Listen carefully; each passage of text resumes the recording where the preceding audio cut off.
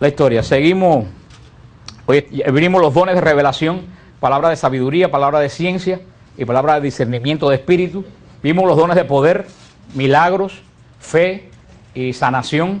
Y nos queda que vamos a ver hoy los dones de inspiración, que son profecía, lenguas e interpretación de lenguas. Son los últimos tres dones que nos quedan. Profecía, lengua e interpretación de lengua. Con esto terminamos. Después vamos a ver lo que es la efusión del espíritu. Vamos a ver lo que son algunos fenómenos como el descanso en el espíritu. Y después lo avisaremos, tendremos la noche de fusión del Espíritu Santo. El don. Ustedes ven que ahora ustedes hablan.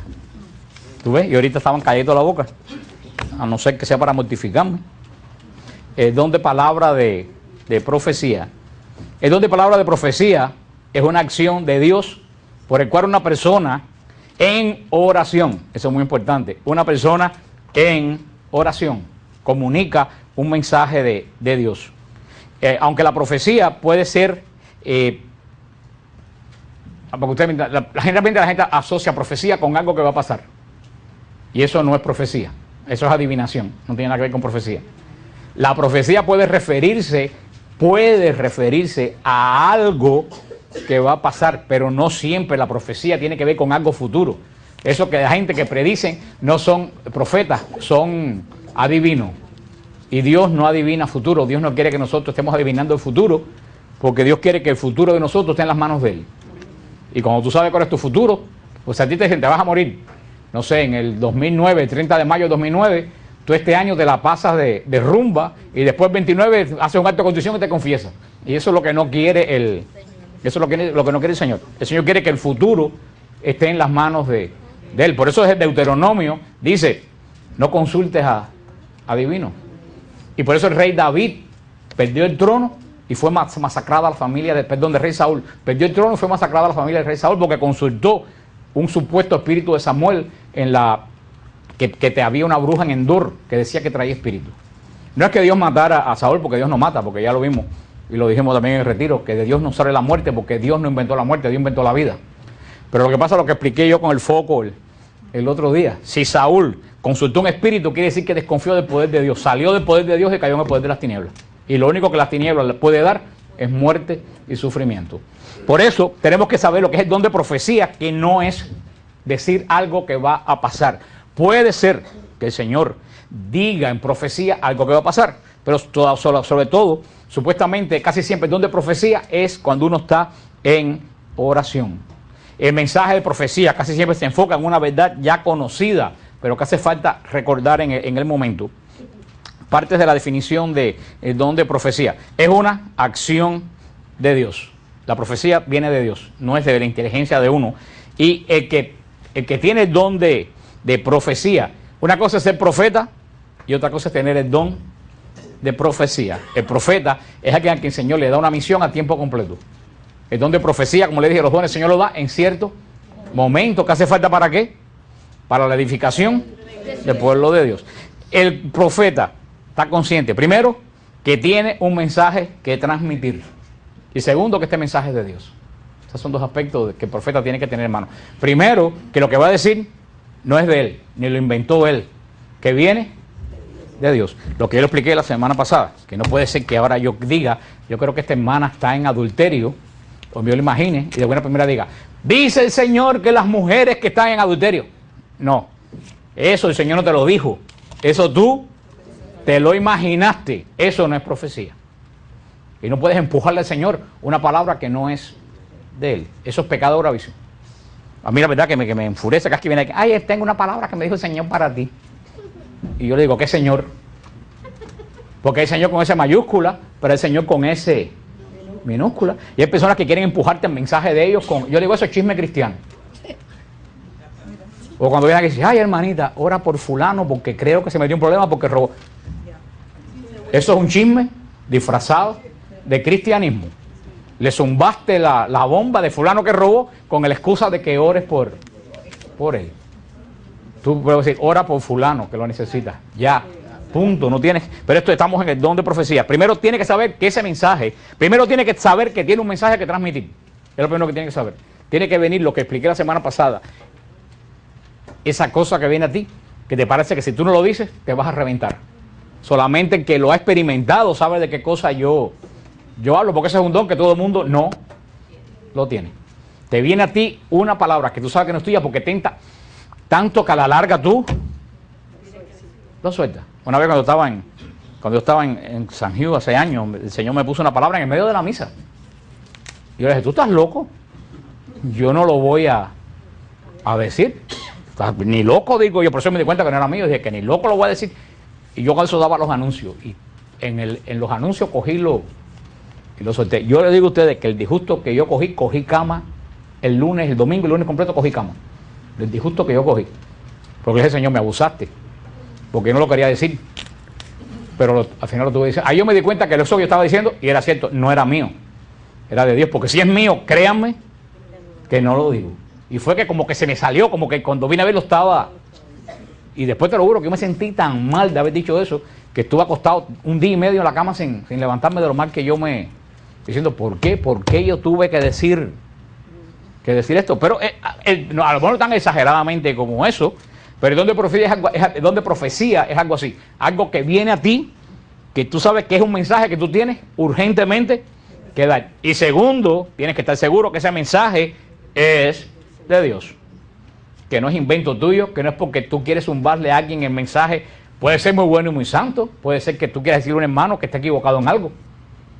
Pero entonces tú tienes que decir, hermano, yo creo que esto y esto y esto. O lee tal pasaje del Evangelio. Pero nunca decir, el Señor me dijo que leyera, porque el Señor a ti no te dijo absolutamente nada. Es el Espíritu de Dios quien impulsa a la persona a dar ese mensaje a la comunidad. Es iniciativa de Dios. Todos en el bautismo somos ungidos sacerdote, profeta y rey. Somos ungidos en el bautismo todos. Sacerdotes en Cristo, porque sacerdote viene de la palabra latín sacerdicere, que quiere decir el que dice las cosas santas. Todos somos sacerdotes porque todos estamos llamados a proclamar la palabra santa de Dios. Todos somos sacerdotes porque el sacerdote intercede. El sacerdote de Israel intercedía ante Dios. Todos nosotros en Cristo Jesús podemos interceder ante Dios. Por eso que somos sacerdotes. Somos reyes porque compartimos el reinado de Jesucristo. Porque somos el cuerpo de Jesucristo. Jesucristo que es la cabeza. Es rey, nosotros somos reyes. Por eso la iglesia respeta tanto la dignidad del ser humano. Ningún cristiano puede aparecer diciendo, yo soy un sapo abajo una piedra. Tú no eres un sapo abajo una piedra. Tú eres hijo de un rey y tú eres rey. El que cree eso no cae en depresión. Porque te miras en el espejo y dices, qué feo estoy de madre. Pero después dices, pero soy un rey. Como esa canción del mexicano ese, pero sigo siendo el rey. El que de verdad cree en eso en su corazón, no hace falta medicina para la depresión. Pero somos profetas ungidos en el bautismo porque tenemos que llevar la palabra que Dios nos da a las demás personas. Eso que le dije, como le dije cuando Pentecostés, decirle a la gente más grande que tu problema es el poder de Dios. Eso es ser profeta, el que habla las cosas de Dios. Ahora, el don de profecía es otra cosa totalmente diferente. El don de profecía es algo que viene a ti, puede ser que te dure muchísimo tiempo, puede ser que sea para un momento determinado. Primero viene a la acción de Dios, tiene que ser un mensaje, tienes que saber que tienes un mensaje que transmitir, ese mensaje tienes que estar seguro que es de Dios. Segundo, este don carismático generalmente, no siempre, generalmente ocurre en oración. No ocurre que tú estés cocinando o en el gimnasio o en la primera te venga una palabra puede pasar, pero no es lo usual. Lo usual es que el don de profecía venga en un ambiente de oración profunda y de silencio, lo cual quiere decir que en este grupo nunca va a venir el don de profecía, porque viene en oración profunda y en silencio. Hay toda clase de profecía. Las profecías pueden ser de montones. ¿Por qué? Porque la palabra viene de Dios y Dios es Señor y dice lo que Él le da su realísima gana. Hay muchísimas clases. El único factor común de la profecía, no importa de lo que sea, es que viene de Dios. Por eso hay una fórmula cuando uno, y no se la voy a decir para nadie, porque ahora con esta fórmula yo sé quién me va a dar gato por liebre. Hay una fórmula para saber cuando la persona empieza a hablar si esa palabra viene de Dios. Pero esa fórmula me la reservo. No, ¿para qué? Para que vengan ustedes con la fórmula para que yo me crea que viene de Dios, ni loco. Para nada. Si viene de Dios, ustedes la dirán y yo entenderé si viene de Dios o no viene de Dios. De la índole que predice. La mayoría de las profecías, como le dije, no predice futuro. La mayoría de las profecías es una palabra que Dios tiene para la persona que el Señor la transmite. Puede ser de cualquier tipo de palabra que no tiene que ver absolutamente nada con el futuro. Ahora, cuando hay una profecía para algo futuro, como les dije cuando estudiamos el Apocalipsis, ¿cuál es la mejor profecía? La que no se cumple. Mira, tú lo aprendiste bien. La mejor, ustedes dirán, qué cosa tan rara. Sí, la mejor profecía es la que no se cumple. Porque la profecía no es, te va a caer un avión en la cabeza el año que viene cuando si sigues viviendo en Westchester. Esa no es la profecía. Y en Westchester das ese día y viene el avión y te cae. Siempre la profecía del Señor es, cambia tal cosa, porque si no te puede ocurrir tal cosa. Todo el mundo pone el énfasis de la profecía en el futuro. Y el énfasis de la profecía cristiana está en el presente. No está en lo que va a ocurrir, está en lo que tú tienes que cambiar para que no pase el futuro. Por eso la mejor profecía es la que no se cumple, porque si la profecía no se cumple, quiere decir que tú cambiaste. Mejor de todas las profecías, Nínive. Y Nínive, ¿te acuerdas cuando Jonás que no quería ir a Nínive? Jonás hizo todo lo posible por no ir a Nínive. Se lo tragó hasta una ballena. Y cuando lo escupió, estaba en Nínive. Y Jonás dijo, bueno, ya que estoy aquí, salió. ¿Qué es lo que predicaba Jonás? Nínive va a ser destruida si Nínive no se arrepiente. Nínive se vistió de saco, Nínive hizo ayuno, se arrepintió y Nínive no fue destruida. O sea que la profecía, si venimos a ver los que buscan profecía de futuro, entonces quiere decir que la profecía es mala. ¿Por qué? Porque no se cumplió. Nínive no fue destruida. ¿Pero por qué Nínive no fue destruida? Porque en el momento que se le dijo, se convirtió. Sodoma se le dijo, cambia, porque va a ser destruida. Sodoma no cambió. ¿Usted entiende lo que le digo? El énfasis de la profecía no está en el futuro, está en el presente. A mí de verdad que ese pasaje de Jonás a mí me encanta. Yo encuentro ese pasaje comiquísimo. Ese pasaje de Jonás. Lo que pasa es que ustedes no tienen imaginación para leer la Biblia. Tienen imaginación para otras cosas. Pero para leer la Biblia no tienen imaginación. Porque yo me imagino, imagínate, el pobre Jonás no quería ir a Nínive. Cogió un barco para irse a España. Todo lo opuesto de Nínive. Se hundió el barco, se lo tragó una ballena y apareció en Nínive. Salió en aquel calor predicando por Nínive a tenor de que lo apedrearan, una ciudad babilónica, que lo mataran. Y después que predicó, se sentó afuera de Nínive. ¿A qué? A esperar que se cumpliera la profecía, a esperar que Nínive fuera destruida. Y cuando pasó los 40 días y Nínive no se destruyó, a Jonás le dio un arrebato. Se puso bravísimo. Yo imagino a Jonás así sentado, abajo de la higuera. ¿Cómo se llama el muñeco ese de Blancanieves que siempre está así? Grumpy. Me imagino que lo así, era abajo de la higuera. Y yo que he predicado con este calor que raja las piedras, perdiendo el tiempo por gusto y ni siquiera cayó un rayo en la dichosa. ¿Y tú sabes qué pasó? El Señor le secó la mata. Yo me imagino que ahí Jonás debe haber convulsionado, haber echado espuma por la boca. ¿Tú te imaginas? Nínive no se destruyó y el que predicó le secaron la única mata que tenía cobijo en el desierto. Y el Señor le dijo, ajá, ¿te molestó que te quemé la mata? ¿Y no te dio lástima los hombres, los niños, los animales de Nínive? Tremenda enseñanza para un profeta. O sea que la mejor profecía es la que no, casi siempre la profecía se enfoca en una verdad conocida. Olvídense de esas profecías que inventan cosas extrañas. Cosas extrañas, como esas de Fátima que andan por ahí en el internet, que va a haber un terremoto de 7 horas. Que yo siempre digo a la gente, si hay un terremoto de 7 horas, ni las bibijaguas se quedan vivas. Si con 3 semanas, con 3 minutos de terremoto se derrumba, dime tú 7 horas. Cosas absurdas. Eso no es profecía. Las profecías casi nunca hablan de cosas raras. Las profecías hablan de cosas conocidas.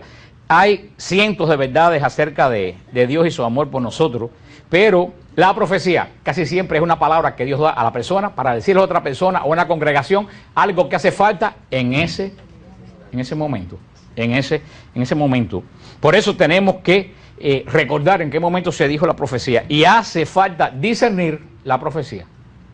De verdad que yo, si le digo sinceramente, yo le tengo un poco de temor al don de profecía, que el Señor me perdone, porque es un don de Dios, yo sé que es un don de Dios, pero le tengo un poco de temor. Porque he visto mucha gente ponerse de pie en un grupo y lanzar profecías que tú te das cuenta que no tienen absolutamente nada de profecía, sencillamente que quiere llamarla. Gracias a Dios, Señor, ahora me castiga como Jonás, y mañana, el martes que viene, todo el mundo se para en profecía aquí, pero gracias a Dios que aquí nunca se ha aparecido ningún profeta de profesión. Yo le digo a los profetas que cuando tengan una profecía me la digan a mí, porque una profecía hay que discernirla. Tú no puedes parar que cualquiera se pare, como en algunos lugares, a dar profecía. Tiene que haber un equipo, tiene que haber alguien que cuando una persona tiene una profecía, se la venga a decir a la persona. Para uno saber si esa profecía de verdad es de Dios, o si no vale decirla en ese momento. Podemos distinguir tres clases de profecía. La profecía verdadera, definitivamente, la profecía que viene de Dios, y esa enseguida se conoce. La no profecía. La no profecía. ¿Cuál es la no profecía?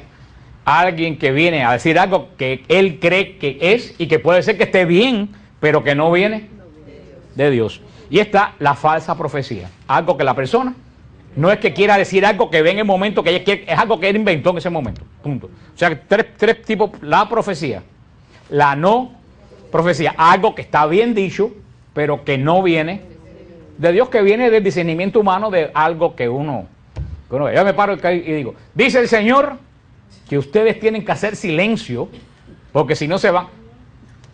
Eso no me lo dijo el Señor. Eso es algo que pienso yo. ¿Ustedes me entienden lo que? Esa es la no profecía, que es algo que es verdad, que es algo que es verdad, que es bueno, pero que no viene. Y la falsa profecía, la profecía verdadera edifica, alienta, fortalece. La profecía verdadera da paz, da gozo, da conversión, da reacción en la gente que recibe la profecía. La no profecía, lo que le acabo de decir, cuando alguien dice una realidad que es cierta, pero que no es mensaje de Dios, que son los famosos textos que leen la gente en los grupos de oración y que más nunca se acaban. Que alguien se para, me dijo el Señor que leyera Efesios 16:31, pum, y te lo zumba. Y hasta se para la otra para no quedarse atrás. Me dijo el Señor que leyera Jeremías 4:6 y te la empuja. Y yo he estado en un grupo que yo digo, si alguien dice que el Señor le dijo que lean el Salmo 119, se acaba el mundo, porque dura como una hora. Hay que tener cuidado con... Pero ustedes no han estado en grupo de oración que ha pasado eso. Eso es no profecía. ¿Está bien esa lectura? Está bien, pero eso no viene del Señor. Eso no viene del Señor. Cuando viene del Señor, el Señor te puede poner un pasaje en tu corazón, pero si Él te lo pone es que para algo que en ese momento hace falta. Yo a veces que he hablado cosas aquí sin yo tener la menor idea, y después ha venido alguien y me ha dicho, Fran, ¿a ti alguien te contó mi problema? Y yo le he dicho, ¿tu problema? ¿Qué problema tú tienes? No, porque tú hablaste como si alguien te hubiera dicho el problema que yo tenía. Yo dije, no, yo no sé ni qué problema tú tienes. Eso es profecía. A veces yo me paro de la clase y si yo me pone a decir cosas que yo no iba a decir y después resulta que a alguien le vino la capa. Eso es don de profecía, que no lo maneja uno. La falsa profecía es no se presenta con frecuencia y es fácil uno de darse cuenta. Cuando una falsa profecía viene, causa daño y causa confusión en la asamblea. Una falsa profecía causa daño y causa confusión Para discernir una profecía, la profecía verdadera edifica y lleva a los frutos del Espíritu. Cuando se pronuncia en una asamblea de oración, el grupo tiene una sensación mayor de la presencia de Dios. La profecía verdadera toca los corazones de las personas o da un entendimiento más claro de la actividad de Dios. La no profecía no da fruto ni bueno ni malo. A ti te leen Efesios 7 y tú lo leíste, a ti ni te va ni te puso mal porque es la palabra de Dios, pero tampoco te dijo nada. Aunque no perturba, tampoco tiene el don de Dios de conmoverte.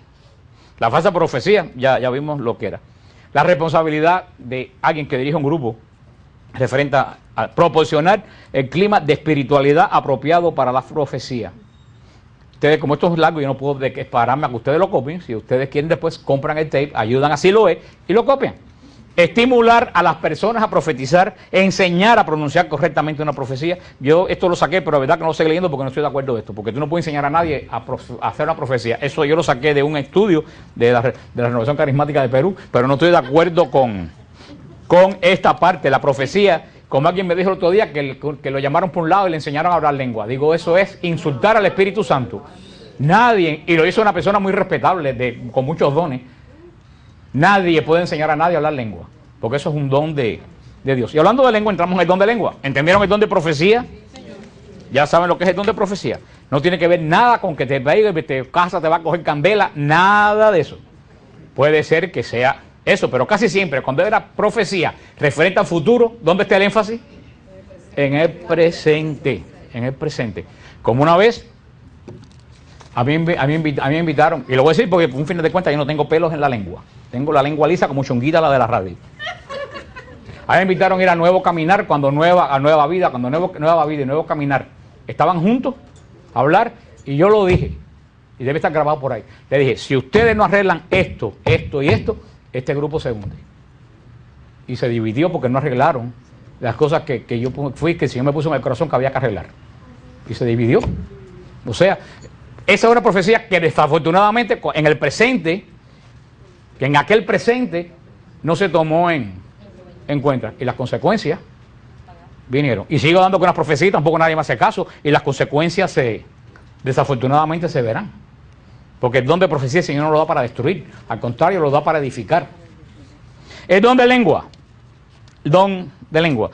Posiblemente es el más conocido de todos los dones, porque es el único don que se oye, que uno se da cuenta. Porque es posible que tú tengas el don de sanación, pero alguien te ve a ti y no se da cuenta que tú tienes el don de sanación. Puede ser que tú tengas el don de profecía, alguien te ve a ti y nadie se da cuenta que tú tienes el don de profecía. Tú tienes el don de hacer milagros, alguien te ve, pero nadie. Ahora, cuando uno tiene el don de lengua, enseguida todo el mundo lo sabe. Y quiero decirle que el don de lengua es una de las señales más fuertes de la presencia del Espíritu Santo en una congregación. Cuando el Espíritu Santo se presenta, siempre es el don de lengua. Por eso, cuidado con lo que se ríen del don de lengua, porque va a tener un problema serio con el Espíritu Santo. Y de la burla al Espíritu Santo al pecado contra el Espíritu Santo, que jamás se perdona, hay un paso. Recuerden ese consejo que les di. Cuando ustedes no entiendan algo del Espíritu Santo, cállense. Porque hay gente que se ríe del don de lengua, sin saber que ese es el primer don del Espíritu Santo a la mañana de Pentecostés. Bajó el Espíritu Santo. ¿Qué fue lo primero que hicieron los apóstoles? Con María, hablar lengua. Bajó el Espíritu Santo en casa de Cornelio. ¿Qué fue lo primero que hizo antes de ser bautizado? ¿Qué fue lo que hizo Cornelio y toda su familia? A hablar lengua. Cuando el Espíritu Santo desciende en una congregación, el primer signo visible que hay es el don. Lo que pasa es que muchas personas no entienden el don de lengua. El don de lengua es un lenguaje no conceptual. ¿Qué cosa quiere decir un lenguaje no conceptual? Que a diferencia de los lenguajes humanos comunes, no se piensa para formar lo que tú vas a decir. O sea, aunque ustedes estén hablando en español o en inglés, las personas a lo mejor saben lo que estoy diciendo, las personas que no hablan bien inglés y primero tienen que pensar en español y después traducirlo al inglés. Eso es un idioma conceptual, te pasa por el entendimiento. El don de lengua tú no tienes que pensarlo. Si tú piensas el don de lengua, no es de Dios. Por eso es un lenguaje no conceptual. Tú no tienes la menor idea de lo que tú vas a decir o de lo que tú estás diciendo. Carece de todo contenido y de todo concepto. Eso es lo primero que tenemos que... Se manifiesta en forma, le dije, audible. Y yo lo hablaba los días con un hermano y yo le decía, si alguien tiene el don de lengua, trate de orar en lengua mentalmente, para que vean que no pueden. Yo no puedo orar en lengua mentalmente, aunque me reviente el cerebro, no me sale nada en lenguas mentalmente. El don de lengua no es mental, es un don audible. Esa es la otra característica. Aunque tú estés orando bajito en lengua, puedes orar bajito, pero tiene que salir sonido. Esa es una de las grandes... Otra cosa, la persona tiene, como le dije, la persona tiene total control de los dones. Tú tienes total control de cuándo tú hablas en lengua, tú tienes total control de cuándo no hablas en lengua. Pues te he dicho, en la Eucaristía empecé a hablar en lengua y no me pude parar. Digo, mentira. El Señor es un Dios de orden y en la Eucaristía no va a hacer que nadie hable en lengua. Tú puedes hablar en lengua en adoración bajito, como cuando estás rezando, líbranos Señor de todos los males, presente y futuro. Yo reprimo al demonio en lengua, pero no lo digo en voz alta, lo digo bajito, porque tú tienes control de ese. Recuérdense lo que le conté el otro día al Señor que descansaba en el Espíritu en todas las esquinas, que se lo quité con que le dije que iba a dar un par de garnatones la próxima vez que descansara en el Espíritu. Eso se resolvió, fácil. El Espíritu Santo nos cede esa oración porque es cedido por el Espíritu Santo. Pero es de Él, pero no lo cede. Por lo tanto, nosotros tenemos el control de Él. Otra característica del don del Espíritu Santo es que tú no piensas lo que estás diciendo. No solo no es conceptual de que tú tienes que pensar lo que vas a decir, sino que ni siquiera las sílabas que tú estás diciendo, tú las piensas. Te sale así, como cuando tú prendes un radio. Te sale y tú no te das cuenta ni siquiera que gente, tú sabes lo que estás diciendo. Yo no sé lo que estoy diciendo. Pero si Dios sí sabe lo que estoy diciendo. Y quiero decirle algo, si algo pone frenético al demonio, es el don de lengua. Porque el demonio no tiene la menor idea de lo que tú estás diciendo. Cuando tú estás orando con palabras en español, yo te reprendo en el nombre, él sabe lo que tú estás diciendo, está al tanto. Cuando tú oras en lengua, él se vuelve, por eso en la oración de liberación y el exorcismo que oran en lengua. Porque el demonio ahí pierde el control, no tiene idea de qué tú estás hablando. Hay que saber diferenciar dos palabras que le va a sonar muy raras. La xenoglosia y la glosolalia. Eso no son enfermedades ni son medicinas. No va a decir que dice que ay, me duele la xenoglosia. No, eso no es nada de eso. Sí, porque hay gente aquí hipocondríaca que ahorita viene con que oren porque le duele la xenoglosia. La xenoglosia es que otras personas que hablan otros idiomas entiendan lo que tú estás diciendo.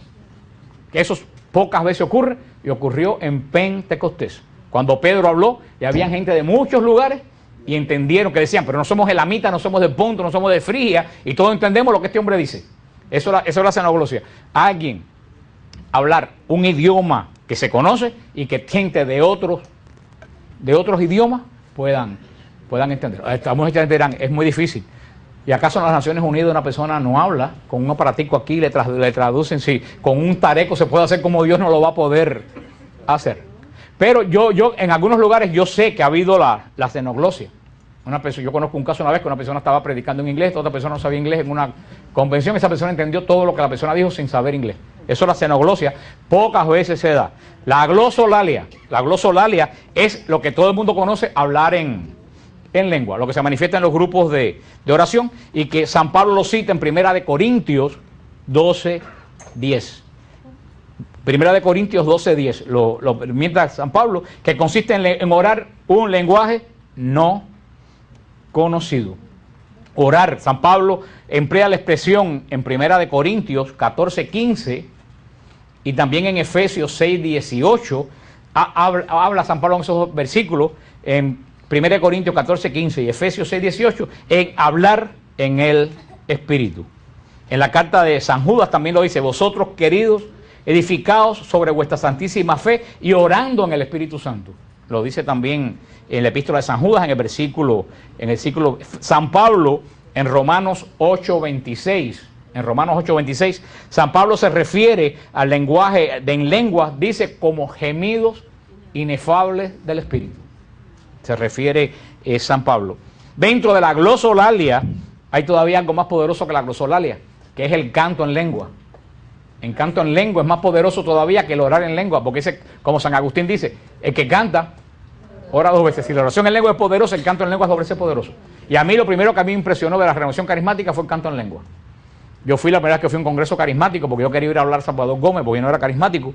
Yo pensé que iba a ir a un lugar donde iba a ver la gente con convulsiones regada por el piso y todo eso. Y a mí me maravilló cuando llegué, vi un ambiente y que todo el mundo empezó a cantar en un idioma que aquello parecía una coral. Y con la misma que empezó, por rato así fue bajando, ¡pum! Yo dije, wow, y todavía me hizo todavía no me acuerdo. Y yo digo, wow, aquí hay algo que yo no conozco. Mejor que me arrodille y me calle la boca. Como dijo Scott Hahn cuando fue por primera vez a una misa, que dijo, este es el Cordero de Dios, que Scott Hahn, el pastor protestante, dijo, si esto es lo que yo me imagino, más vale que me arrodille. Verdaderamente es cuando uno siente la presencia de Dios. Y es muy bonito el canto en lengua, porque cada cual tiene un canto diferente, pero tú ves que la gente canta y cada cual coge una tonalidad diferente. Cuando en un coro para hacerlo hay que estar ensayando 6, 7 semanas. Y todo el mundo coge unos niveles de voz y después se termina. Ese es un don del Espíritu Santo. Ese es un don del Espíritu Santo. Yo estoy totalmente de desacuerdo en que el don de lengua se aprende. El don de lengua no se aprende. Tú no puedes dar un seminario, como yo con una iglesia protestante, vengo a un seminario para hablar en lengua. Digo, ¿pero qué es eso? ¿Esperanto? ¿Qué cosa es? ¿Qué es lo que están haciendo esa gente? El don de lengua no se entiende. Lo que puedo decir que es como cuando se abre la compuerta de una represa, que el agua sale así, así por ahí para allá, así te sale la oración en lengua. Y quiero decirle que la oración en lengua para mí es una de las cosas más hermosas que el Señor me ha dado, porque cuando uno ora mentalmente, muchas veces uno se agota, buscando la palabra que tú vas a decir, y hay veces que se te acaba lo que tú estás diciendo, y tú dices, ¿ahora qué digo? Sí, te acabó. Pero cuando tú oras en lengua, puedes estar 2 horas hablando en lengua sin parar, sin pensar, sin agotarte, sin tener idea de lo que estás diciendo, pero sintiendo una unción tremenda. Eso para mí es un don, es unos pocos de los dones que no solo, es unos pocos de los carismas que no es tanto para la edificación de la comunidad como para uno para mí es el único carisma que para uno, que uno puede disfrutarlo. Yo lo disfruto muchísimo orar en lengua, yo disfruto muchísimo orar en lengua, porque es algo que te sale como, que tú no sabes de dónde viene, del alma. Eso es lo que voy a decir ahora, porque como dice San Pablo, no eres tú el que ora. San Pablo dice que es el Espíritu que mora en ti, que habla a Dios. Es el Espíritu Santo que tú recibiste en el bautismo, hablándole al Espíritu Santo en ti, hablándole a Dios. Por eso es un idioma del Espíritu al Espíritu. Y ahí ni hombre, ni demonio, ni ángel sabe qué cosa es lo que tú... Es una relación íntima entre tú y Dios. La mejor descripción que a mí me dieron de la oración de lengua me la explicó Abelardo Mendizábal. A mí nunca se me olvida eso, que tiene que haberla copiado de alguien porque es muy profunda. Quita esa parte, porque si Pupi y Abelardo me oyen, Pero Abelardo me dijo, cuando yo no entendí el don de lengua, Abelardo me dijo, mira, el don de lengua, para que tú lo entiendas, es como, yo se lo he dicho otras veces, es como una madre que tiene un bebito de 3 o 4 meses. Y la madre le empieza a decir, ay, qué bonito el nené, qué bonito. Y después le dice, curru, curru, curru, raca, raca. Le dice sonido y el niño se ríe. O sea que si es una comunicación entre la madre y el niño, que es de amor.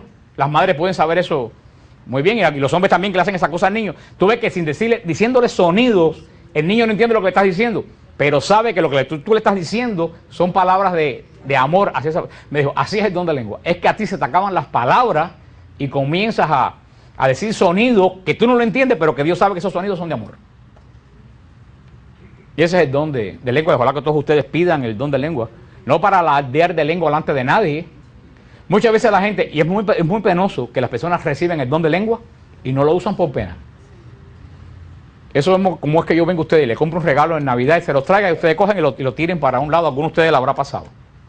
Si tú traes un regalo que tú tienes mucha ilusión y la traes, la persona dice así, pum, y lo pone ahí. Eso es lo mismo que siente Dios cuando Él te da un don. Si tú tienes el don de lengua y tienes pena usarlo, quiere decir que todavía tú no eres espiritual. Porque una persona que es espiritual en la oración se enfoca en Dios y se olvida de que está alrededor. Si tienes todavía pena humana de qué va a pensar el que está al lado mío, todavía tú sigues siendo carnal. Tienes que pasar a ser espiritual, te falta un buen tramo. Porque si tienes pena, el Señor nos ha dado un remedio eficaz contra la pena. ¿Tú sabes cuál es? Cierra los ojos. ¿Ya? Yo para orar en lengua cierro los ojos. Yo no puedo orar en lengua mirando a la gente aquí. Yo no puedo orar en lengua así. Yo oro en lengua y yo levanto las manos y cierro los ojos y dejo que el Espíritu hable. Ahora, si yo estoy así, mirándolo a ustedes, yo no puedo orar en lengua.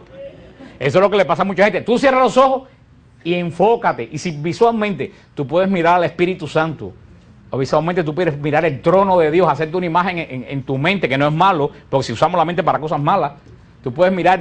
Yo a veces que puedo orar en lengua y me imagino una paloma dorada, así como de cristal de roca grandísima. Y yo dejo que o me imagino el trono que dice el Apocalipsis de jaspe verde con ese anciano brillante en el medio. Y yo me pongo a orar y dejo que el don de lengua fluya. También, como también lo expliqué en el retiro, puede ser que el Señor te dé el don de lengua de un viaje y saques hablando lengua. Pero muchas veces el Señor no da el don de lengua de un viaje. A mí el Señor me dio el don de lengua, pero la primera vez que me dio una sola sílaba. Yo estaba orando y yo sentía como la lengua se me enredaba y decía una sola palabra. Y yo lo consulté con Rafael de los Reyes. Y él me dijo, síguelo diciendo. Los niños cuando aprenden a hablar, no aprenden a hablar, lo aprenden diciendo más o diciendo pa. Y los niños así poco a poco, me sigue repitiendo ese sonido que el Señor tira dando otro. Y el único sonido que tenía lo repetía hasta que el Señor me fue dando más sonido. Ahora no hay quien me calle cuando yo hablo en lengua. O sea, porque yo le digo a ustedes, es un don. Si tú no lo tienes, no te preocupes, no quiere decir que tú no seas santo, quiere decir que el Señor no te lo dio, te habrá dado otro. Porque al final es un regalo, el Señor regala lo que Él le da su... Pero yo creo que muchas veces si uno lo tiene es por pena, porque el don de lengua casi siempre lo da el el Espíritu Santo. Eso es más que eso, no se puede explicar del don de lengua. Es algo que tú no tienes conciencia de lo que tú estás haciendo, que tú no sabes lo que tú estás diciendo, pero tú sabes que lo que estás diciendo es santo. Porque todo lo que tú estás diciendo te sale de adentro del corazón, como, es que es difícil de explicar. Como cuando tú coges un blower y lo prendes, que sale ese chorro de aire, así sale el don de lengua. Como le dije, no puede ser mental, no puede ser calculado, no puede ser, eso sale. El otro don, que también pocas veces, ese don yo lo he visto pocas veces, 1 o 2 veces lo he visto en mi vida, que es el don de interpretación de lengua. ¿Por qué? Porque hay veces que el Señor da una profecía en lengua. ¿Qué fue lo que pasó en Corinto? Lo que pasó en Corinto, que Pablo le escribió aquella carta diciendo los horrores a los corintios, que hay gente que piensa que está alabando la forma de orar de los corintios, al contrario, está diciendo a los corintios que están haciéndolo mal. Porque primero dice, la verdadera tradición que yo recibí del Señor es la Eucaristía, que en la última noche el Señor cogió pan en sus santas y venerables manos. Y después dice, y ustedes forman unas garabías en la asamblea, porque había gente en Corinto que se paraba a predicar en lengua. Y San Pablo decía, ¿de qué vale predicar en lengua si no hay quien le interprete? Cualquiera entra y ve a quien hablando en lengua, predicando, no hablando, predicando en lengua, porque la oración es algo entre tú y Dios, pero la predicación es para la comunidad, y van a pensar que están locos. Para poder hablar, predicar en lengua, para poder interpretar la profecía en lengua, hay que tener el don de interpretación de lengua, que consiste, que no, aquí ustedes tienen que entender algo, el don de lengua no quiere decir que tú entiendes lo que la persona está diciendo en lengua, no es un traductor, que hay gente que piensa eso, la gente piensa que el don de interpretación de lengua es que yo entiendo lo que están diciendo y lo transmito. No, el don de interpretación de lengua es que el Señor pone en ti, en tu idioma, lo que esa persona está diciendo en lengua. Pero no es que tú entiendas que ella habla en lengua y que yo entienda en español lo que ella está diciendo. No, es que el Señor pone en mí. Yo voy a decir una cosa que a lo mejor yo nunca lo he dicho aquí, y yo estoy seguro que muchas veces Mirta tiene el don de interpretación de lengua. Porque hay muchas veces que yo estoy orando y yo me doy cuenta que yo estoy orando en lengua y Mirta está hablando. Y cuando yo paro, sincronizadamente Mirta para. Yo arranco a orar en lengua y Mirta arranca sin ningún tipo. Yo he observado eso varias veces. Y yo digo, yo creo que Mirta no lo sabe, pero ella está interpretando a lo mejor en lengua lo que yo estoy, en español está diciendo ella lo que yo estoy interpretando. Y estoy seguro que ella no tiene idea que ¿tú me estás oyendo hablar en español? No. No, eso es un don, no es que tú, eso es un ejemplo que le puse, no es que tú entiendas, es que el Señor pone en ti lo que la otra persona está, es un don que no es muy común, y si le digo sinceramente, yo le tengo un poco de miedo, igual que el don de profecía, porque ahí es muy difícil, ahí es muy fácil que te den gato por liebre. Ahí es facilísimo que te den. Y yo esas cosas de Dios que te pueden dar gato por liebre, yo prefiero que el Señor me libre y que no me las ponga para tener que pasar por ese momento de poder definir o tener el discernimiento de si eso viene de Dios o no viene de Dios. Estos 3 dones que hemos visto son los 3 últimos carismas que a nosotros nos faltaban para terminar el ciclo de los 9 carismas. Hay muchísimos más carismas. Que hemos leído los carismas institucionales que Pablo dice en Corintios, pero carisma quiere decir un don. ¿Para el uso de quién? De la congregación. Pero yo creo que, mire, el servicio es un carisma. El servicio es un carisma. Esa persona que les nace servir a la congregación, que tú estás en un retiro y tú ves que siempre están recogiendo esto, trayéndote aquello, dando aquello, se brindan para esto, si hay falta comida. Eso es un don de servicio, que otra gente no lo tiene.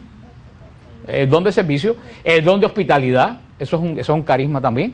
Las personas que vienen al grupo le dan enseguida que lo vengan, aunque no te lo digan ni te obliguen, van y dicen, tú vienes por primera vez, ¿cuánto? Yo fui ministerio una vez aquí que no me invitaron más porque se lo dije. Yo le dije, ustedes aquí no tienen la hospitalidad. Porque yo llegué, a mí me invitaron a hablar y yo llegué con mi Biblia, una cara nueva, me caminé por todo aquello, 1 millón de gente y nadie ni siquiera me dijo, usted está buscando a alguien, porque era un grupo que se conocían de años.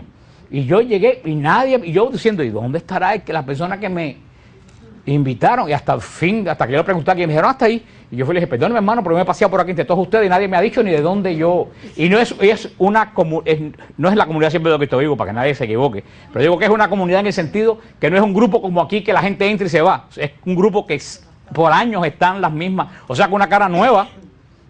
Y yo se lo dije, yo vine aquí, yo dije, yo paso por una iglesia protestante y me alan para adentro si me hago bobo por la esquina. Yo he estado aquí, ustedes no saben quién soy yo, nadie me ha saludado. Por supuesto, más nunca me invitaron a hablar en ese lugar, pero a mí que me importa, yo tengo que decir lo que tengo que decir. Lo que quiere decir que hay muchos dones. Mira, eso de grabar es un don, es un carisma. Los hermanos que graban los retiros y todo eso y los ponen en el internet, yo no sé absolutamente nada de eso. El Señor puso en el corazón, a mí nunca se me hubiera ocurrido poner las charlas estas en el internet, en mi vida, ni en mis peores pesadillas se me hubiera ocurrido eso, de verdad, porque ni estoy al tanto de eso. Sin embargo, el Señor movió a otras personas para hacerlo y para tener el trabajo de ponerlo. Eso es un carisma. Eso es un carisma. Carisma es todo don que el Señor pone en ti.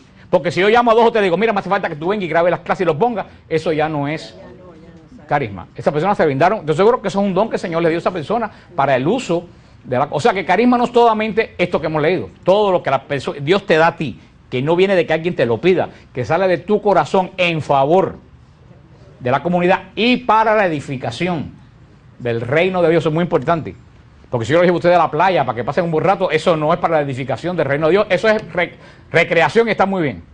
El carisma es un don que te da el Señor, pero que se enfoca en el hacer crecer el reino de Dios. Esos son los carismas institucionales que hemos dicho. Hay muchos otros carismas. Todo carisma es don de Dios y todo carisma es un don de servicio. Hemos visto los frutos que son ¿para quién? Para ti, para ver que tú estás en el reino de Dios. Hemos visto los dones, que es para otras personas, pero basado en lo que Dios pone en tu corazón, que tú das esos dones, tú los tienes para ayudar. Vemos los carismas, que es un poco más allá que un don. Vemos que el carisma es ya algo que va directamente a la persona, para la persona. Me quedan 15 minutos, a lo mejor puedo hacer algo de la efusión del Espíritu Santo. ¿Qué cosa es la efusión del...? Primero voy a decir lo que no es la efusión del Espíritu Santo. La efusión del Espíritu Santo no es un sacramento. Punto. La efusión del Espíritu Santo no es un sacramento. La efusión del Espíritu Santo no significa que tú recibes por primera vez el Espíritu Santo. Ya tú recibiste el Espíritu Santo el día del bautismo y en la confirmación. La efusión del Espíritu Santo no es recibir una tremenda perfección de forma repentina. ¡Plum! Me cayó el Espíritu Santo como si fuera un espíritu eso de Obatalá, de yo no sé quién. No. No es premio a tu gran santidad personal si tú recibes la efusión del Espíritu Santo. No es un premio porque tú eres muy santo. La efusión del Espíritu Santo no es un método para evitar dificultades en la vida cristiana. El bautismo del Espíritu Santo no es absolutamente nada de eso. Antiguamente se llamaban en la Iglesia Católica bautismo del Espíritu Santo. La palabra no está mal usada, porque bautismo quiere decir sumergirse. Entonces, bautismo del Espíritu Santo era sumergirte en el Espíritu Santo. Por ejemplo, Cristo dijo, tengo que recibir un bautismo de sangre. Cristo se bautizó. No, Cristo no hacía falta bautizarse. ¿Qué cosa es decir un bautismo de sangre? Que él se iba a sumergir en su sangre. Su bautismo quiere decir meterte, sumergirte. Por eso bautismo en el Espíritu Santo no está mal dicho porque es sumergirte en el Espíritu Santo. Pero el cardenal Suenen, que era un cardenal carismático, porque hay cardenales carismáticos, que ustedes no lo saben, el cardenal Suenen, que fue un cardenal carismático que habló mucho de la renovación, dijo que debíamos evitar el nombre de bautismo en el Espíritu Santo porque la gente pensaba que ese era un sacramento. O que tú recibías el Espíritu Santo. Porque cuando yo recibí el Espíritu Santo por primera vez, no tuve ninguna efusión del Espíritu, tú recibes el Espíritu Santo por primera vez. Tú ya lo recibiste. Por eso el cardenal Suenen empezó a cambiar y dijo que no se debía llamar bautismo del Espíritu, sino que se le debía llamar efusión del Espíritu Santo. Una efusión es cuando alguien te da de sobra algo. Recibir de sobra el Espíritu Santo. Igual que el cardenal Suenen también fue el que dijo que no se debía llamar renovación carismática, que se debía llamar renovación del Espíritu, porque decía que decir renovación carismática es hacer solamente énfasis en los carismas. Y nos quedábamos en la sanación, en la lengua, que la renovación del espíritu era más amplia que los carismas, que no debían llamar carismáticos, sino llamar renovación del espíritu. Y fue también el que dijo que no, jamás, y después fue ley de la iglesia, que no se puede decir misa de sanación, aunque la siguen diciendo. Porque de ser misa de sanación es quitar el aspecto sacrificial de la misa para ponerla como una curandería para todo el mundo. Hay misa que después de la misa se puede orar por sanación, pero nunca se puede orar por sanación en el medio de la misa, jamás, aunque hay gente que lo sigue haciendo. Jamás se debe orar por sanación en el medio de la Eucaristía. Nunca. Tú puedes hacer un servicio de sanación y exponer el Santísimo. Tú puedes orar por sanación cuando se termina la misa, pero nunca orar, y menos decir, vamos a una misa de sanación. Porque eso es quitar el aspecto sacrificial. O sea, ¿quién va a decir, ay, vamos a una misa de jubileo o vamos a una misa? No, la misa es, el único propósito de la misa es el ofrecimiento de Cristo al Padre a través de la efusión del Espíritu Santo. Punto. Y todas las misas son de sanación. Punto. Si tú tienes fe, ¿tú te acuerdas a mí? ¿No te acuerdas aquel caso en San Brendan que una vez nos contaron? Esa persona que se sanó de cáncer en la capilla de San Brendan, se sanó de cáncer en el pulmón, en una misa de entre semana que no había ni canto. Dice que cuando el sacerdote dijo, este es el Cordero de Dios que quita el pecado del mundo, esa persona que tenía cáncer en el pulmón dijo, Señor, si tú dices una palabra en el cielo, yo me sano. Dice que sintió un dolor en la espalda terrible. Cuando fue médico había desaparecido el cáncer. Todas las misas, ¿por qué no se sanan más gente en la misa? Porque ni lo pedimos, ni lo sabemos, y no tenemos fe.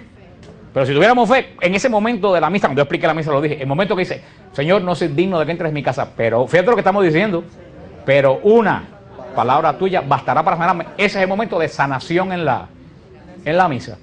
Ahí es cuando tú tienes que decir, Señor, pronuncia una palabra en el cielo ahora y tú me sanas. Lo sé y lo recibo. Punto. Pero entonces vemos todo lo que no es el bautismo.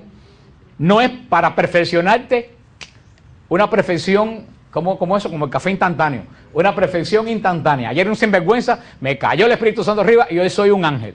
No, eso no es la efusión del Espíritu Santo. Bueno, la efusión del Espíritu Santo no viene a mí porque yo soy perfecto. Al contrario, muchas veces viene porque eres un sinvergüenza para que te perfeccione.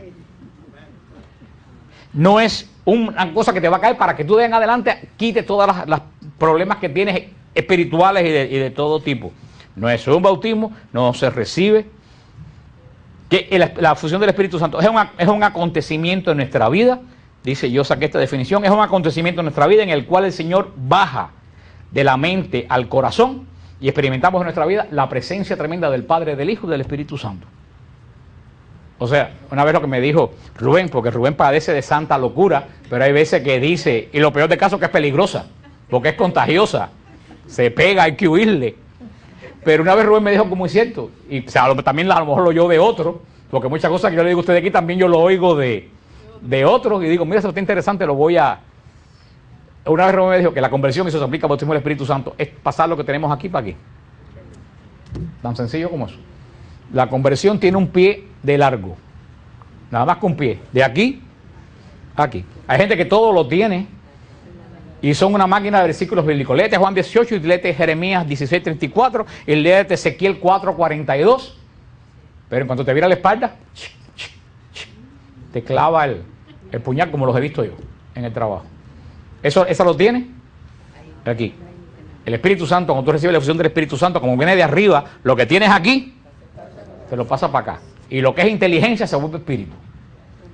Y tú no solo recibes esa efusión, ese más Espíritu Santo, sino también que recibes el amor del Padre y recibes una profunda comunión con Cristo. Cuando tú tienes la efusión del Espíritu Santo, tu comunión con Cristo aumenta.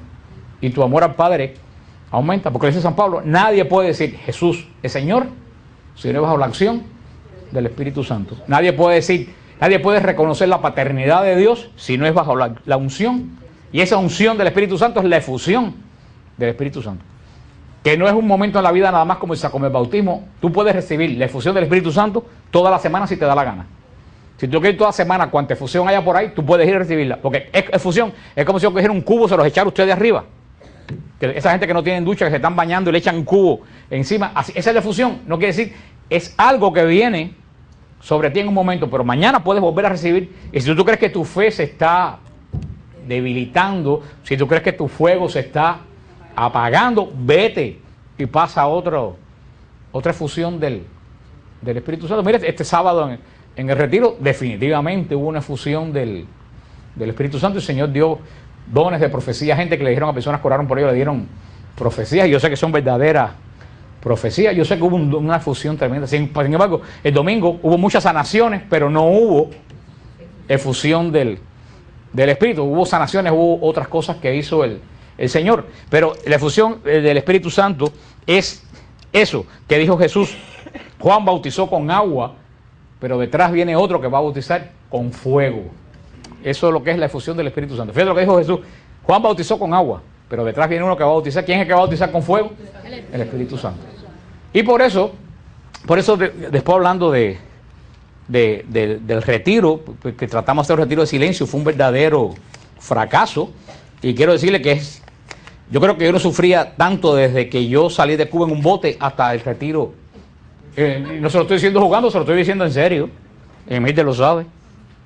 Yo terminé hecho un trapo, porque cuando tú sientes esa angustia espiritual, eso te cansa. Yo terminé que yo no sabía ni cómo llegar aquí, de la angustia que pasé, porque me di cuenta que había fracasado en cuanto, aparte que éramos muchos, eran 101, 102, hacer silencio. Pero después de Luis, y después hablando con esta gente, me di cuenta, el fuego, y también no sé qué más, no sé si Rosana me lo dijo, quién me lo dijo, tú no puedes una hoguera prenderle y después echarle un cubo de agua. Es muy brusco. Entonces, de verdad me puse a pensar, es muy difícil estar una noche entera dando gritos, alabanza y el Espíritu Santo y aquello que piensa que va a levantar después de así. Yo lo puedo hacer, pero yo no puedo exigir para mí lo que otra persona no tiene. Y sin que nadie se ofenda, porque esto no es fue el Señor, la palabra que me dio el Señor, no es mía, del Señor. El Señor, cuando yo estaba ahí en el Santísimo Orado, dice: Señor, ¿por qué? A ver, explícame. Y yo sentí, el Señor no me lo dijo, yo no soy Santa Juana de Arco que oigo voces. Eso fue una cosa interior. El Señor me lo dijo. Me dice: tú estás haciendo querer volar gallinas. ¿Las gallinas se pueden hacer volar? No. El Señor me dijo: ¿qué le gusta a la gallina? ¿Qué le gusta a la gallina? Y el maíz. Dale maíz. Y es verdad. Tú no puedes hacer que la persona sea lo que tú quieres. No, pero eso lo estoy diciendo, eso lo digo muy espiritual. El Señor no me lo dijo en burla, ni me lo dijo en desaire, y me hizo ver que yo no puedo hacer a las personas hacer lo que yo quiero que la persona sea. No puedo, porque a lo mejor esa persona no tiene el mismo don, a lo mejor esa persona no puedo. Yo dije: Señor, bueno, de ahora en adelante, maíz de ahora en adelante. Y se acabó, y yo creo que eso fue un buen fallo. Yo lo hice con buena intención, de que la gente sintiera lo que es el silencio, la presencia de Dios. Y se puede, pero no se puede con 100 y pico de personas. No se puede con 100 y pico de personas, porque van todo tipo, van personas muy crecidas y van personas que van por primera vez a ver qué es lo que hay ahí. Yo creo que nadie cogió, a mí lo que más me molestó fue que yo estuve 6 meses diciendo: este es un retiro de silencio. Si tú no eres capaz de hacer silencio, no vayas. Ustedes no me dieron decir a mí, meses diciéndolo. Se me aparecieron una pila de gente que ni tenían idea de lo que iban, ni tenían idea de lo que es hacer silencio. Entonces yo entré en un conflicto tremendo, porque mucha gente que sí iban a hacer silencio me reclamaron. Me dijeron: Frank, tú dijiste que tenés un retiro de silencio. Entonces, por otro lado, la gente que no quería, entonces yo digo: si esta gente no quiere hacer silencio, ¿para qué vinieron? ¿Para qué vinieron? Pero recibieron, eso es lo que dice el hermano, recibieron muchísimo, a lo mejor más que en otros retiros, porque el Señor se manifestó. Y el Señor no, el Señor de verdad que me habló. Yo estaba desesperado en un momento diciendo: Señor, ¿pero qué pasa? Y me dijo: ¿tú quieres hacer volar gallina? Cría gallina, no trates de hacer águila. El Señor es quien hace las águilas, no eres tú. Entonces yo dije: bueno, pues nada, pues entonces ahora pues haremos retiros de recogimiento y gozo. ¿Sí? Así se van los retiros de ahora en adelante, de recogimiento y gozo. De recogimiento para que haya cierto estar en uno, y de gozo. Y es cierto, porque es que el Espíritu Santo es fuego. Y ustedes han visto cuando una casa coge candela, cuán difícil es apagarla. La candela se coge fácil. Y a veces que no da tiempo, se quema hasta abajo y nadie. Y así es el Espíritu. Cuando baja la efusión del Espíritu Santo, lo que baja es candela. Y el Espíritu Santo, casi siempre cuando se derrama carismáticamente, es escandaloso. No es nada modesto. Hace bulla. Como una vez una persona que yo le explicaba lo que era la oración en lengua y lo que era la función del Espíritu, me decía, no. Mi oración es como el fondo del mar, que todo es plano.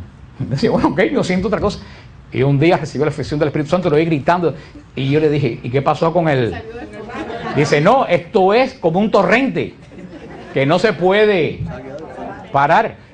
Y es cierto, y eso yo creo que son las dos cosas. Tú puedes ser un torrente para afuera, pero tú tienes que ver dentro de ti la profundidad del mar. Porque todo no puede ser bulla. Y eso es lo que yo estaba tratando de buscar, pero parece que todavía no hemos llegado a ese. O habrá que hacerlo con grupos más reducidos, un grupo tan grande, anunciado por Radio Paz, donde se aparece gente que tú no sabes ni en qué grado de crecimiento. No es que uno sea perfecto, pero que nosotros hemos crecido un poco más que una persona que llega de... Y yo lo he dicho 40 veces, esto no son retiros de conversión.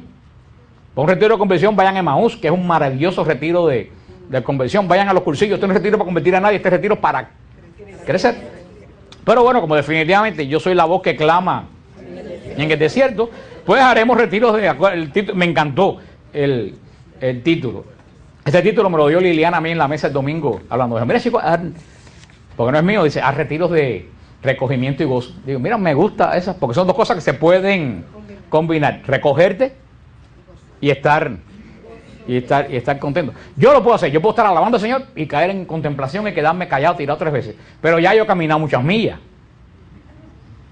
Ya yo he caminado muchas millas espiritualmente. No puedo esperar de eso de una persona que no ha recibido todavía la efusión del... Y muchos de los que fueron lo pudieron y de hecho lo hicieron. Pero siempre, desafortunadamente, se oyen más los que hacen bulla. Los que hacen bulla se oyen más de los que hacen silencio. Desafortunadamente. Y yo estuve en un conflicto porque venían los que me demandaban, tú dijiste silencio, y no hay silencio. Venían los que me decían, tú, nada más que haces mandar a callar a la... Entonces yo estaba en... Porque es cierto, yo anuncié que era de silencio. Y me daba pena con la gente que fueron a hacer silencio. Me daba una pena con ellos terrible. Yo no lo dije, pero yo fui con esa idea. Te voy a dar con la Biblia en la cabeza. No, mejor que no me digan más. Mejor que no le echen más candela al fuego, que no es el del Espíritu. Que no es el del Espíritu Santo. Pues no, lo que está diciendo del bautismo en el Espíritu. El bautismo en el Espíritu Santo es eso, es fuego. Una persona cuando crece espiritualmente puede estar alabando y danzando y dando gritos y de buena primera ser así y protestarte en el espíritu y entrar para adentro de ti. Pero los primeros pasos, cuando tú creces en el espíritu tienes control de eso. Pero los primeros pasos casi siempre, que de las 3 divinas personas, la persona que más se nota es el Espíritu Santo. Cuando tú recibes el Espíritu Santo, todo el mundo te lo conoce. Yo una vez recuerdo que yo trabajaba en un lugar y yo le he hecho ese cuento muchas veces que como a ustedes les gustan los chismes, se los hago y después la semana que viene seguimos con la fusión del Espíritu Santo y el bautismo del Espíritu Santo. Yo trabajaba en una compañía cuando yo llegué, cuando eso todavía había máquinas no había ni siquiera computer, había máquinas de escribir esas electrónicas y había unos cubículos así bajitos. Y yo llegué y me puse a hacer lo mío y la persona que estaba al frente mío me dijo, ten cuidado, porque lo que hay aquí es una pila de chismoso. Yo dije, ok, cogí la máquina, me viré por otro lado. Y la de este lado me dijo, esa gorda que habló contigo, eso es veneno. Yo dije, alabado sea Dios. ¿Y tú sabes qué? Era veneno. Yo terminé hablando por señas con la gente. Había una señora que trabajaba ahí que yo le decía a ella, porque cuantas cosas tú decías, ella sacaba la cabeza por arriba del cubículo y se metía en la conversación. Y llegó un momento que dije, yo tengo 2 opciones. Lo que yo le dije a la persona, que ustedes conocen la oración de la iluminación. Ilumínalo, Señor, o elimínalo. Yo dije, yo tengo 2 opciones. O la convierto o la estrangulo. No tengo más ninguna opción. Y era cuando las apariciones de la Virgen en Conyers. En Conyers, y la invité a Conyers. Porque lo que le he dicho a ustedes montones de veces, una experiencia personal con Dios es más importante que 40 predicaciones. Yo dije, vamos a ver, le invité y fue. Y el Señor la agarró y nomás nunca la ha soltado. No dejó de hablar, pero entonces en vez de hablar chisme, hablaba versículos bíblicos y cosas de Dios. Pero inmediatamente todo el mundo en el trabajo, al mes empezó a decir, oye, ¿qué le pasó a a fulana. Y todo el mundo, pero ¿qué le pasó a fulana? Que ya no se mete con nadie, que ya no chismea de nadie, que ya no habla más de nadie.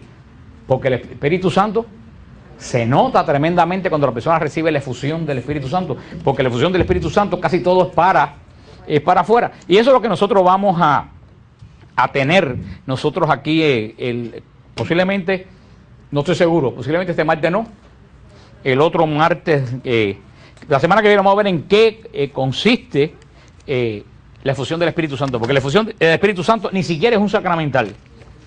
Pero ustedes saben que en la iglesia es sacramental y hay sacramento. Sacramento es una acción de Dios directa que produce gracia santificante en la persona.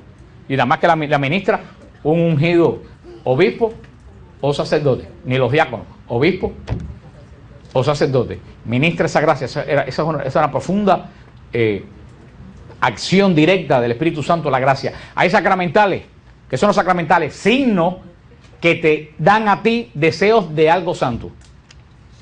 Como el agua bendita es un sacramental, la cruz de San Benito es un sacramental, las estatuas de la Virgen. Tú ves el rosario, tú ves una estatua de la Virgen y algo enseguida se llena de amor por eso. No te da gracia, pero te da sentimiento. Bueno, la unción que hacemos nosotros con aceite es un sacramental. Ojo, eso no es un sacramento. Cuando el sacerdote unge en la unción, yo unjo con el aceite de cocina que tengo ahí, es un signo de oración. Tenemos que tener eso bien claro. No da gracia ninguna. Es un signo de oración. ¿Por qué? Porque uno de los signos del Espíritu Santo, y lo vimos aquí al principio, es el aceite. Porque los antiguos usaban el aceite para alumbrarse con las lámparas. El Espíritu Santo ilumina. Los antiguos usaban el aceite para curarse las heridas. El Espíritu Santo sana. Los antiguos usaban los aceites para ablandar los cueros. El Espíritu Santo ablanda. En la antigüedad se bañaban con aceite. El Espíritu Santo limpia. Es un signo. Entonces, pues, si usamos aceite, que un sacerdote puede bendecir, pero no es el crisma de la unción. El crisma de la unción es consagrado por el poder episcopal del obispo, por el poder apostólico del obispo, Jueves Santo. Porque yo estaba una vez que yo estaba en San Hugh y una persona se desmayó en la misa y enseguida salió a los ministros que era carismática. Padre, deme los óleos de... El padre dijo, ¿cómo te voy a dar a ti yo los óleos? Eso es un signo sacramental. Digo, esta mujer no sabe lo que está. Y no podemos confundir. El aceite con que ungimos es como el agua bendita, que un sacerdote la bendice. Y el agua bendita no es el agua del bautismo. El agua del bautismo se consagra. El agua bendita se bendice. Son dos cosas diferentes. Porque el agua del bautismo es signo sacramental y imparte gracia también. Yo creo que ustedes entiendan bien lo que es un sacramento y lo que... La efusión del Espíritu ni siquiera es un sacramental. Vamos a ver la semana que viene qué cosa es la efusión del Espíritu. Y nos queda poquito después de eso, posiblemente hablemos de qué cosa es el descanso en el Espíritu, que es algo que también está muy mal entendido. Y cada rato la gente me dice, ay, pero ¿qué pasa en las misas de sanación? Que la gente se desmaya. Y yo digo, nadie se desmaya en una misa porque confunden el descanso en el Espíritu con un desmayo. Y todo el mundo sabe, cuando uno descansa en el Espíritu, uno no pierde conciencia de tú estás consciente de todo. Pero eso lo vamos a ver la semana que viene. ¿Tenías alguna? ¿Tú te ibas a preguntar algo? Ya lo dije. Por eso le digo a la gente que se pare un momentico, porque a veces lo que van a preguntar yo lo voy a decir inmediatamente. Después yo lo voy a... Muchas veces me dicen la gente, ay, no, ya lo que yo iba a preguntar ya tú lo... Le dije, tranquilo. Y no es que yo me lo sepa todo, pero yo me dejo usar por el Señor sí lo sabe todo.